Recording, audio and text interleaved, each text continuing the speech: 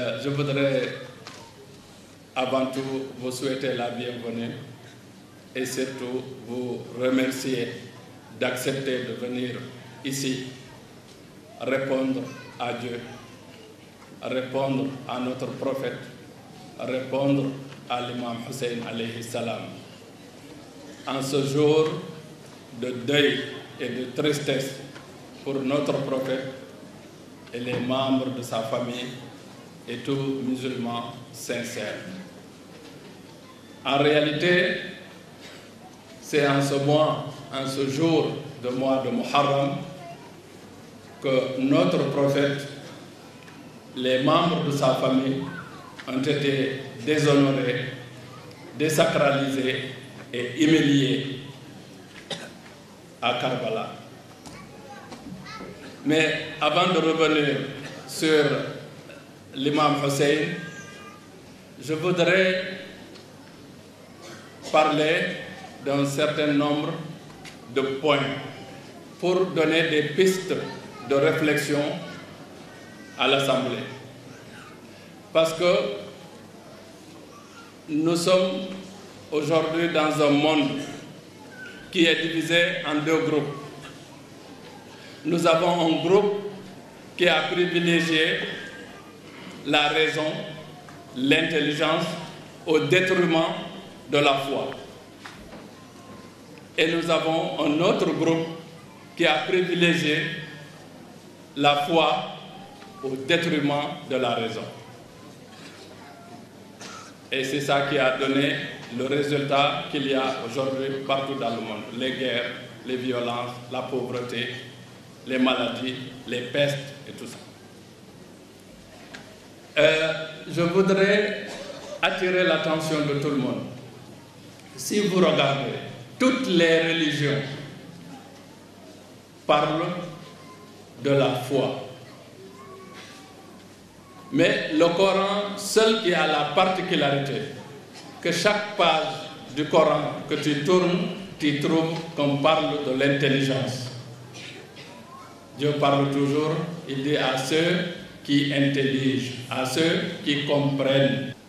Inna fi dhalika la aya liqaumin yaqilun, liqaumin yatafakkarun, liqaumin yasma'un.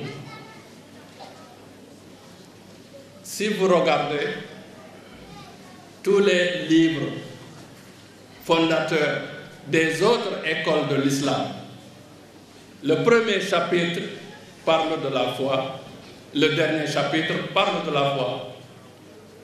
Le seul livre qui, le premier chapitre, parle de Al-Aql wal-Jahl, comme il vient de le dire Cheikh Ousmane. C'est Usul al-Kafi. C'est le livre de l'école de Ahlul Bayt. Ce livre-là, dès le premier chapitre, il parle de l'intelligence et de l'ignorance. Al-Aql wal-Jahl. Je pense que si nous voulons demain avoir un monde meilleur, avoir un islam de paix, d'amour, de progrès, de partage et de tolérance, nous devons équilibrer, c'est-à-dire ne pas privilégier ni l'un ni l'autre, mais mettre les deux ensemble, l'intelligence et la raison. Et c'est à ce moment-là que nous pouvons sortir, avoir un résultat qui peut être utile pour nous et pour les générations futures.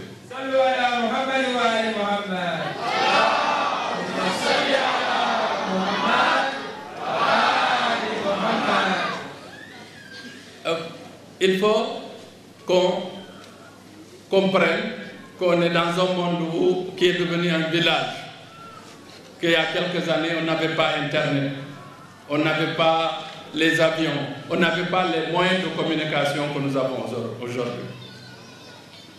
Donc, aujourd'hui, il suffit de faire un petit effort pour comprendre des vérités qui sont restés pendant longtemps cachés. Et c'est très important. Si vous regardez la période de la révélation a duré 23 ans. 13 ans à la Mecque et 10 ans à Médine. Les 13 ans de la Mecque, il y a eu à peu près au grand maximum 400 personnes qui se sont converties à l'islam. Et c'était des pauvres et des étrangers, comme Bilal, comme Salman et d'autres et d'autres. Et certains ont été persécutés, d'autres tués, massacrés, et ce qui a obligé à ces gens-là d'émigrer 2 fois en Abyssinie, chez le Négus. Là aussi, je voudrais vous dire que l'islam est venu en Afrique avant Médine. L'Afrique a joué un rôle principal, un rôle important dès le début de l'islam. Parce que quand vous regardez les livres de l'histoire, vous cherchez partout, vous ne trouvez pratiquement pas de traces de Bilal, de Salman, de Mekdad, c'est-à-dire des Noirs ou des Perses qui étaient autour du prophète. Pourtant, ces gens-là ont joué des rôles très importants. Parce que Bilal était le porte-parole de notre prophète, mais il était le trésorier du plus grand État islamique, donc l'équivalent de ministre de l'économie et des finances. Et pourquoi on ne voit pas l'histoire de Bilal dans nos livres? Mais ça, c'est une parenthèse. Ce que je voulais dire, maintenant, pendant 13 ans, le prophète n'a pas construit une mosquée à la Mecque. Il n'a pas organisé une armée. Le peu de personnes qui se convertissaient étaient persécutées et envoyées en Afrique. Et quand il a vu qu'il ne pouvait pas réussir de faire passer le message à la Mecque, Dieu lui a donné l'ordre d'aller à Médine. Il a fait 10 ans à Médine. L'histoire a enregistré 80 et quelques batailles défensives que notre prophète a eu à faire à Médine. Là aussi, je voudrais attirer l'attention de tout le monde. Que notre prophète, il n'a jamais fait une guerre offensive. Contrairement à ce que beaucoup de gens pensent. Le prophète, toutes les batailles qu'il a eu à livrer, c'était défensif. La preuve, c'est que toutes les batailles se sont déroulées autour de Médine. Ça veut dire que les gens venaient de la Mecque, l'attaquaient et ils sortaient pour se défendre. Donc nous devons nous poser des questions. Pourquoi aujourd'hui nous avons un islam djihadiste? Parce qu'il ne faut pas aussi que nous soyons des consommateurs. Ou bien qu'on fasse comme le Coran nous dit, nous on a trouvé nos parents et puis c'est tout, on s'arrête là, on suit. Non. Le premier prophète que Dieu nous a envoyé, c'est notre intelligence. Chacun de nous, Dieu lui a donné une intelligence et il est capable d'analyser.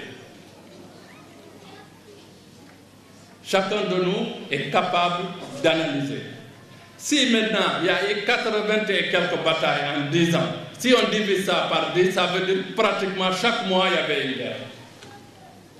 Si chaque mois il y avait une guerre à Médine, imaginez à l'époque, il fallait des sabres, il fallait des montures, il fallait organiser les gens en un mois. Et il fallait se battre, se défendre et gagner les batailles. Je vous ai donné une fourchette de temps. 23 ans, 13 ans à la Mecque, 10 ans à Médine. Je voudrais dire à tout le monde des vérités que souvent on ne nous dit pas. À quel moment le prophète a eu le temps de former quelqu'un à connaître cet islam, à connaître ce livre qui est un gros livre? Dieu nous dit que c'est un livre codé et n'importe qui ne peut pas le décoder. Il faut des gens initiés, formés, et Dieu nous donne même les profils de ces gens-là dans le Coran. Sallu ala Muhammad wa ali Muhammad.